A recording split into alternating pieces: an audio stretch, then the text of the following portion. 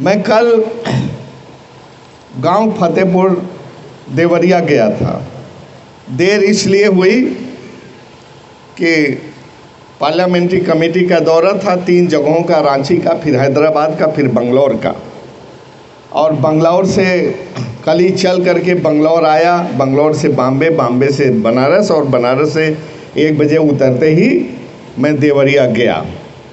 उस घटनाओं को तो आप सभी लोग जानते हैं, और मैं भी जा कर के वहाँ लोगों से रूबरू हो कर के पूछा।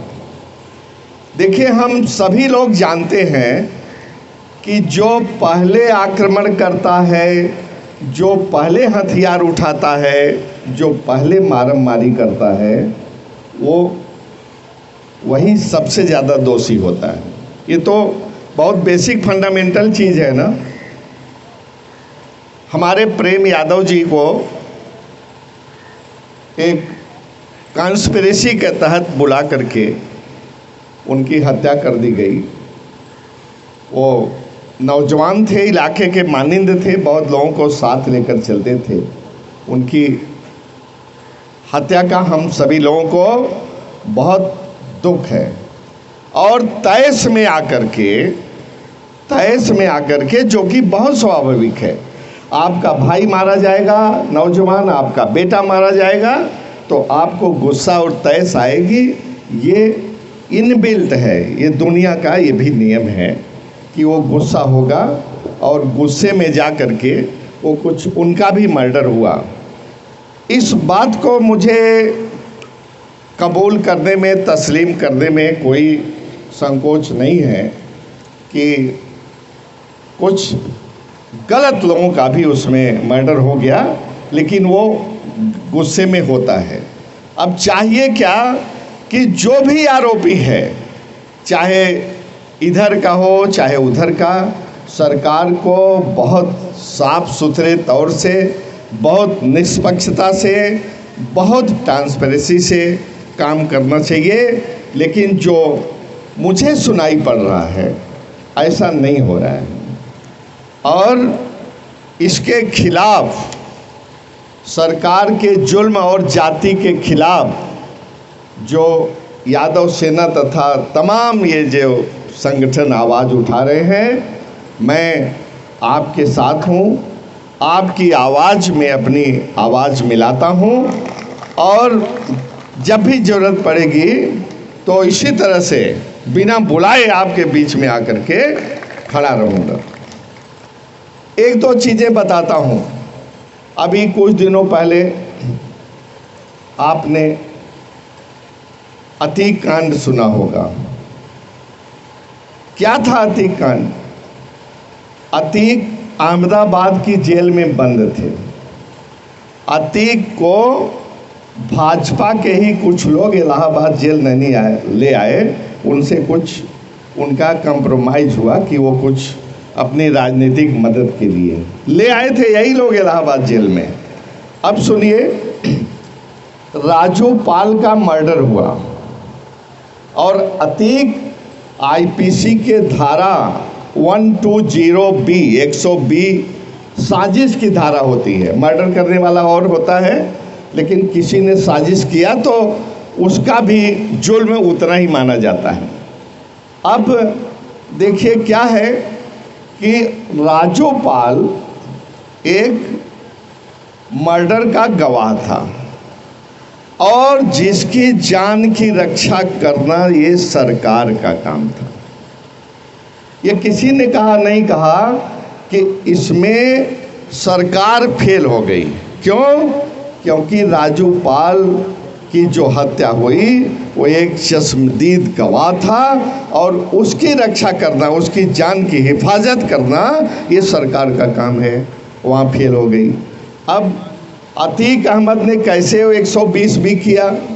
भाई, अतीक अहमद जेल में थे। जेल में किसकी जिम्मेदारी है कि टेलीफोन से बात न करे? जेल का प्रशासन कैसे दुरुस्त हो? वो इसी सरकार का था। वहाँ भी सरकार फेल हो गई। अगर सरकार की ही बात माने तो वहाँ भी सरकार ही फेल हो गई। उसी का फेल्योर था, उसी की असफलता थी। लेकिन क्या है, मैं देखता हूँ अपोजिशन में भी ये बात जो है, जो बेसिक बात है वो नहीं आती उठाए। इस पूरे कांड में, अतीक के कांड में सरकार ही गुनहगार थी, लेकिन बहुत खुल करके ये सामने नहीं आया कि इस मामले में सरकार ही जिम्मेदार है। अब देखिए इसी के समानांतर, इसी के पैरेलल कैसे काम करती है। हमारे जौनपुर में एक क्षेत्र में एक मैकेनिक के यहाँ, जिसका नाम कमाल था, ये उसका गुनाह ये था कि उसका नाम कमाल था। कोई अपनी गाड़ी रिपेयर करने के लिए छोड़ गया था, तो कुछ शहर के दबंग लोग आए, दिनों दिन दहाड़े उसके कार की बोनट पर रख करके शराब पीने लगे।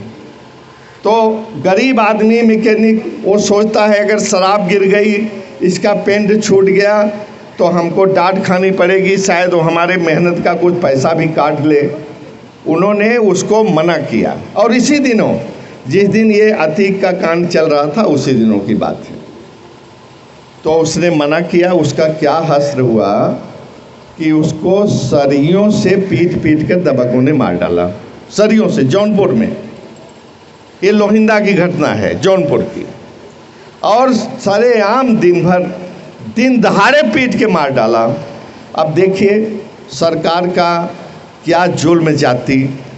जिसका हत्या हो गई उसका FIR नहीं हो रहा है।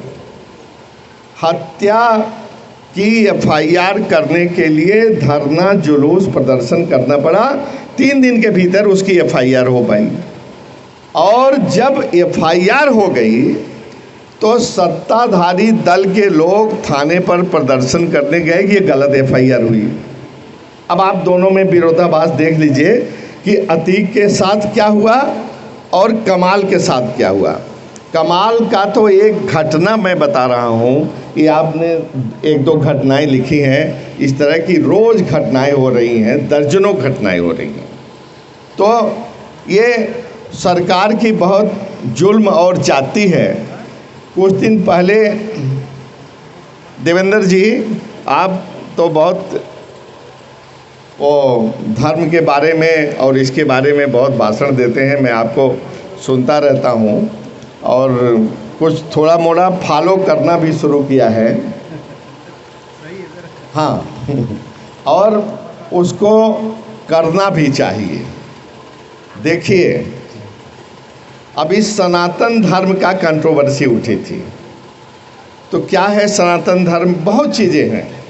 ये बड़ों का सम्मान करो, माता पिता का सम्मान करो, गुरु का सम्मान करो, लोगों की मदद करो, जीवों की मदद करो, आदमियों की मदद, तमाम।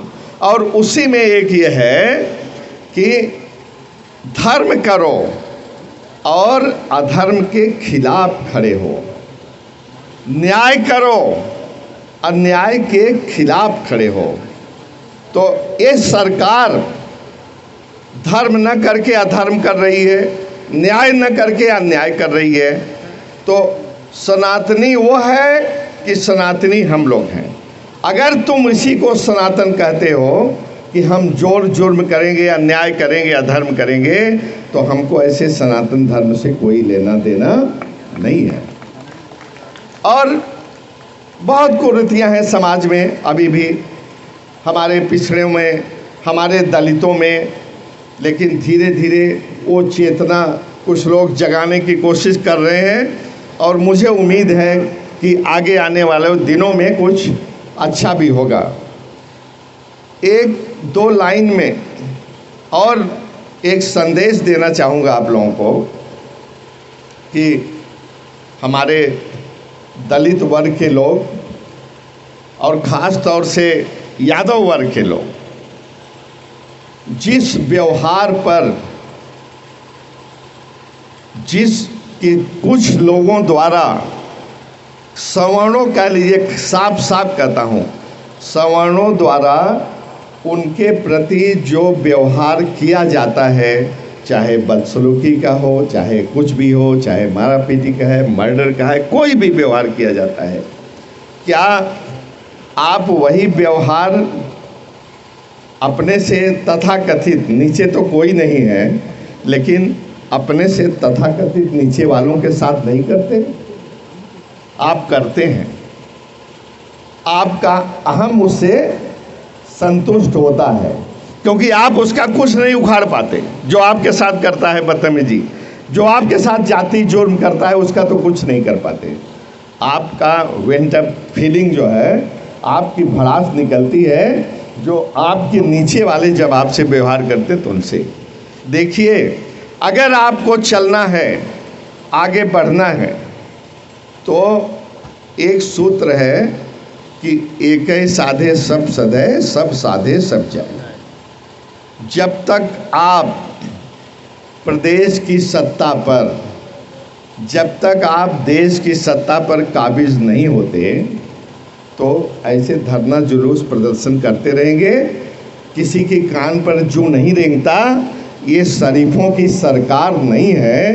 पहले के लोग कुछ और थे जो धरना जुलूस प्रदर्शन से प्रभावित होते थे, उनसे हमदर्दी रखते थे और उसके ऊपर कार्रवाई करते थे। यहाँ कुछ नहीं होने वाला है, मैं आपको बताऊं। इसलिए आप आने वाले दिनों में सबको मिला के चाहिए। जब चुनाव आता है तो हम सुनते हैं कि अरे भाई वो मौर्या लोगों के यहाँ भी बैठो, अरे भाई उधर जरा वो दलितों के यहाँ भी जाकर बैठना शुरू करो। ये ऐसे एक बार में नहीं होगा भाई, ये बहुत लंबा किस्सा है, बहुत लंबा चलना पड़ेगा। और जो सत्ता अपने हाथ से गई है उसको हासिल करने के लिए बहुत ज़्यादा कोशिश की ज़रूरत है। और मैं समझता हूँ कि अभी हम लोग कर तो रहे हैं, लेकिन उस मुकाम तक नहीं आए हैं। जब तक सत्ता अपने हाथ में नहीं होगी, तब तक हम इसी तरह से चिल्लाते रहेंगे। हमको वक्त है, ज़रूरत इस बात की है कि एक एक जन जन में, अपने कम्युनिटी के, अपने वर्ग के, अपने दलित वर्ग के, अपने माइनॉरिटी के, अपने पिछड़ों के, सबको जगाना है। आप देखिए, बहुत आपको ख़राब तो नहीं लगे, लेकिन ये भी हकीकत है। मैं कहता हूँ, इतने संगठन हैं और कितनी हमारी संख्या है, कितनी चेतना है, तो जब तक आप इसको बढ़ाएंगे नहीं, हर आदमी को कोशिश करने की ज़रूरत है। ऐसा नहीं कि अध्यक्ष है, पदाधिकारी है और वो नेता है, बस वही कोशिश करे। जन जन को कोशिश करनी चाहिए और सबको जोड़ना है, तभी जाकर के आप अपने मकसद में कामयाब हो पाएंगे। ये मेरा आपको इस मंच के माध्यम से, हालांकि मैं इस ऑर्गेनाइजर्स को धन्यवाद देना चाहूँगा कि छोटा से छोटा भी आयोजन होता है तो बहुत मेहनत करनी पड़ती है, बहुत पसीना बहाना पड़ता है, बहुत दौड़ भाग करनी पड़ती है, और इतने भी लोगों को जुटाने के लिए आपने बहुत मेहनत की। लेकिन हमको अभी और आगे बढ़ना है, हमको अभी बहुत आगे बढ़ना है अपनी हक के लिए, अपना हक छीनने के लिए। मैं बहुत और बातें नहीं करके, शायद वो लोग ख़त्म भी करने वाले हैं, कई और वक्ता लोग हैं, मैं सुन रहा था, और सबको बोलने का मौका दिया जाना चाहिए। आप इसी में लगे रहें। मैं आपको शुभकामनाएं देता हूं और बेस्ट विशेष देता हूं कि इसी तरह से लगे रहें। हर समाज में जुझारू लोग होते हैं, सब लोग काम नहीं करते, लेकिन ज़्यादा से ज़्यादा लोगों को फिर भी जोड़ने की ज़रूरत है। जहाँ तक मेरा सवाल है भाई, तमाम लोगों से मैं कहना चाहता हूँ कि जब भी किसी मोड़ पर मुझे बुलाओगे या मुझे पता लग जाएगा, मैं आपके बीच में आऊँगा और जो भी एक कदम चल सकता हूँ आपके साथ, वो चलने की कोशिश, हर संभव कोशिश करूँगा। तो आपको भीतर जगना चाहिए कि हम जो दलित लोग हैं, जो अल्पसंख्यक लोग हैं, हम जो पिछड़े लोग हैं, क्या कहते हैं कि हम मजलूम हैं मगर मजबूर नहीं हैं। हम मजलूम हैं मगर मजबूर नहीं हैं। जब अपनी औकात पर आ जाएंगे तो कोहराम मचा देंगे। आपको वहाँ तक पहुँचना है, कोहराम तक पहुँचना है। इन्हीं शब्दों के साथ मैं अपनी बात को ख़त्म करता हूँ। जय हिंद, जय भारत, जय समाजवाद, जय अम्बेडकर।